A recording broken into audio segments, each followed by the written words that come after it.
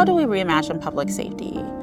In the Office of Violence Prevention, our goal is to give everyone the opportunity to be and feel safe and to have a role in what that safety looks like, which is about being inclusive and ensuring that we keep everything on the table when it comes to safety.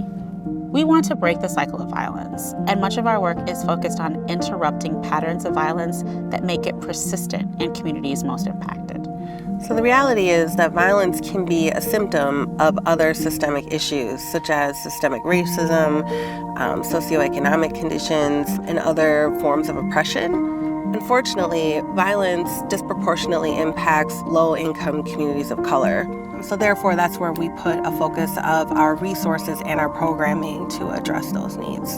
The Office of Violence Prevention has worked with community to create a holistic approach, a design that brings all of our voices to the table to address community violence and prevent those occurrences.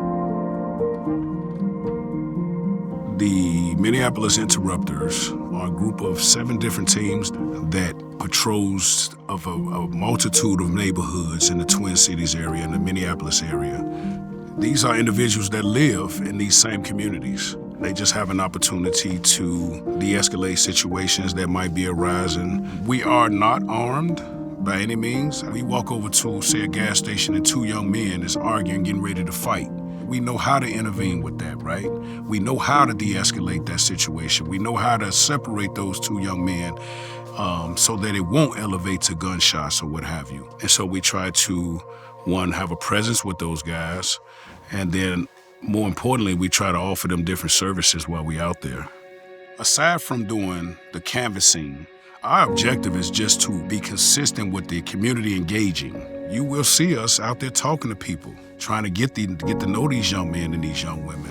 When they trust you, then they respect you. When they respect you, then they listen to you. When they listen to you, then you're able to change the narrative. We want the community to feel safe again. We want the community to be fun and vibrant. And we want people to come outside of their homes and enjoy their communities. That's why we're there. So Project Life is the national model here in Minneapolis of GVI, Group Violence Intervention. Project Life means to project life into the guys that we work with. Some of these guys come out of prison or out of issues in the community, drug dealers, gangbangers, things like that. So we help them with their driver license, getting insurance, helping them with some rent, helping them with fixing their cars. So anything that they would have to do illegally, we help them legally. So Project Life is more of a project, not a program, because a program only lasted so long. Our project lasts until it's over with. So everyone on Project Life's team has been in the penal system somehow or some way. A lot of us have been through it, and we didn't make that a hindrance. The reason why it hits home for me is because I never had this in my life. I went through some things when I was younger, and I've been through the prison, penal system, and I never had anybody, a mentor, to say, hey, Ferone, we're gonna help you with these resources. We've seen guys get their law degrees. We've seen guys get underwater welders, and these are sustainable incomes. This is something that they would have never been able to do if they didn't have the resources and the guidance from the Project Life staff. The Next Step program is a violence intervention program that's based out of the hospital. We help people who are victims of violent crimes, especially gun violence and stabbings.